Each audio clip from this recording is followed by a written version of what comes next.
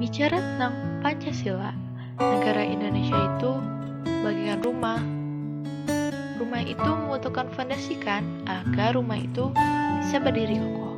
Begitu juga dengan Indonesia yang harus memiliki fondasi berupa dasar negara yang dijadikan acuan negara tersebut terhadap pencapaian tujuan dan cita-cita.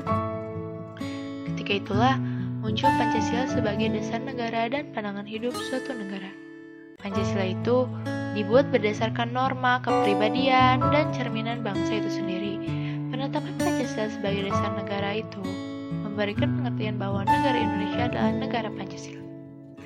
Hal itu mengandung arti bahwa negara harus tunduk kepadanya, membela, dan melaksanakannya dalam seluruh perundang-undangan. Pancasila juga merupakan sebuah kompromi dan konsensus nasional karena memuat nilai-nilai yang dijunjung tinggi oleh semua golongan dan lapisan masyarakat Indonesia.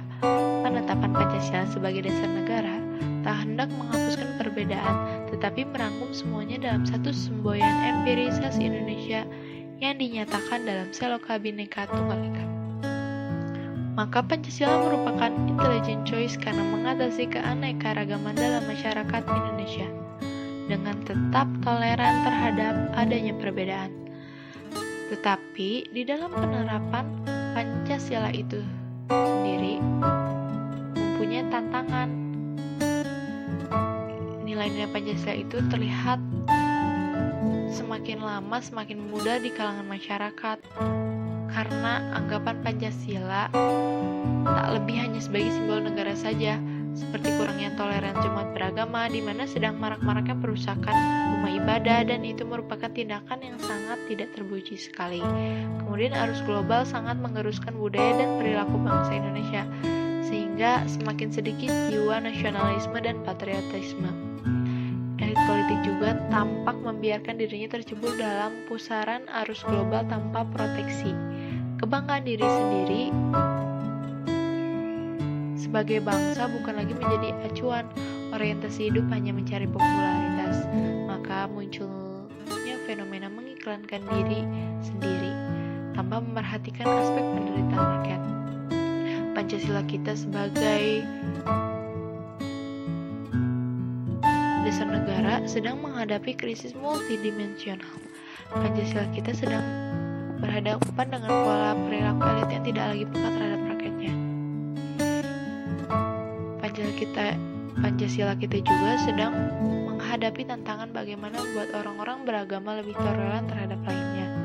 Sila ketuhanan yang Maha Esa harus dimaknai bersama-sama dengan sila lainnya. Sebagai kebangsaan yang berketuhanan meyakini keberadaan Tuhan tidak boleh dilakukan dengan cara menegasikan kemanusiaan. Kemanusiaan harus tetap dijunjung sehingga tercipta suasana adil dan beradab. Untuk bisa menciptakan kemanusiaan yang adil dan beradab, kebijakan sosial politik ekonomi harus berlandaskan keadilan sosial bagi seluruh rakyat Indonesia. Jika kita gagal menerapkan Pancasila dalam makna sesungguhnya, sebenarnya Pancasila tak sakti lagi. Tetapi walau begitu, kita sebagai bangsa Indonesia jangan sampai lupa akan diri kita yang harus menanamkan jiwa patriotisme dan nasionalisme di dalam diri kita dan mengamalkan nilai-nilai Pancasila dalam kehidupan kita.